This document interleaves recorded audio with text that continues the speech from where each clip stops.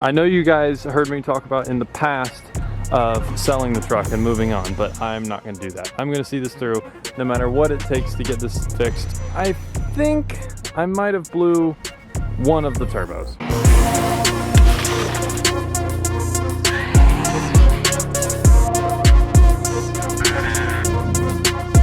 So guys, I wanted to make a quick update video on the Titan XD because two very big things have happened on it since I last spoke to you. First, let's start with the one that's much more simple. You may have saw this on a YouTube short, but my tailgate got destroyed. You guys can see it's completely open right here.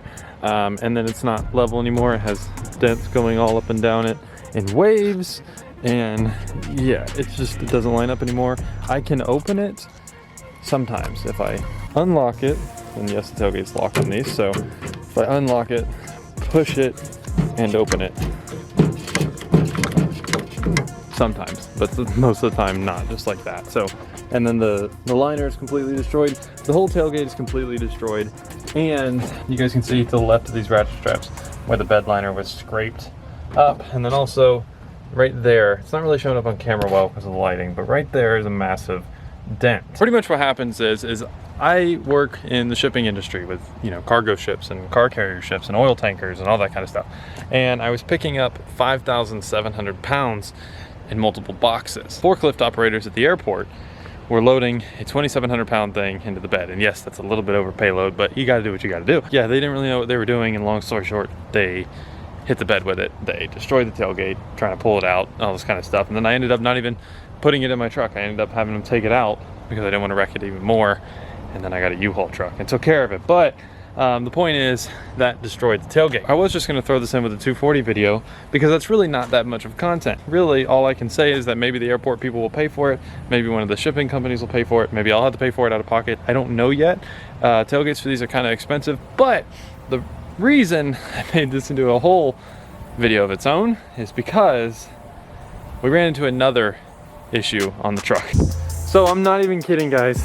If you guys have been watching the videos, you know how many issues we ran into whenever we did the EGR delete. Well, really, we didn't run into many issues. We ran into one that I couldn't figure out. It was the turbo actuator. Turbo actuator's fine now, but I think I might have blew one of the turbos. And yes, if you guys say, oh no, your air intake's disconnected, that's the only reason, I purposely disconnected it just now. This truck has two turbos. It's a sequential turbo setup, so it has a little turbo feeding into a big turbo. I think one of them is out because I'll be driving and I will randomly lose all boost whatsoever, and it'll just be engine, no boost, no turbo power whatsoever. So I don't know what's going on. Maybe they're on their way out, but the turbos are completely cutting out. It'll run fine, and then all of a sudden, all boost will cut out whatsoever. So I think the turbos are on their way out. There's something wrong, and I cannot figure it out, but it did just happen today.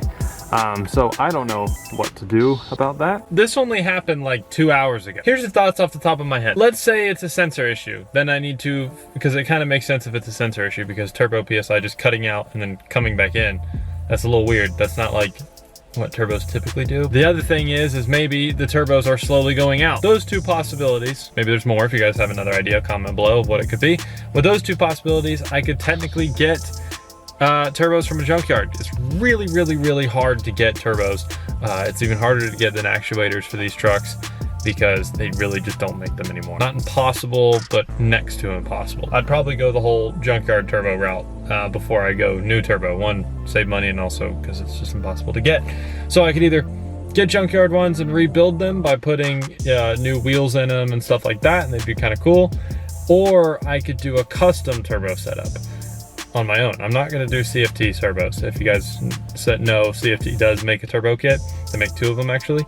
One's a single turbo kit, one's a compound turbo kit. The single turbo kit's $7 grand, which is way overpriced and stupid for that. And the other one's the compound, 15 grand, which is also stupid. So maybe I'll do a single turbo kit on my own. The only problem with that is making a custom turbo pedestal. That'd be kind of difficult. Not impossible, but very difficult. So I'd have to see about that. And then I'd have to get new tuning, but it'd have to be custom tuning, but whatever. That's if it's a turbo issue. If it's a wire issue, that won't solve anything. I could technically engine swap the truck. I could do a Duramax, keep it a diesel, that'd be cool. But so really the decision is, do I get a used turbo that is in good condition and rebuild it? or do I make a custom turbo setup?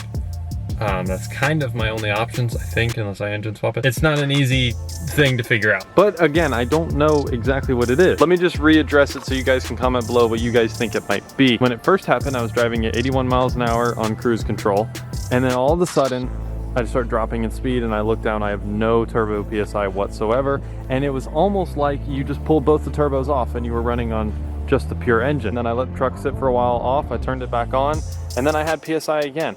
And I was driving down the road with turbo PSI. Drove for 40 minutes with turbo PSI, but it couldn't shift into it could not shift into 7th gear the whole time, which makes me think it's a wiring issue, even when the turbo is running right. And then, as I'm driving home, turbo cuts out multiple times. It would cut out, come back in, cut out, have to start it to get it, come back in, cut out, come back in. I mean, it was just ridiculous. So comment below what you guys think it is. Do you think my turbos are going out? Do you think one is going out, not the other?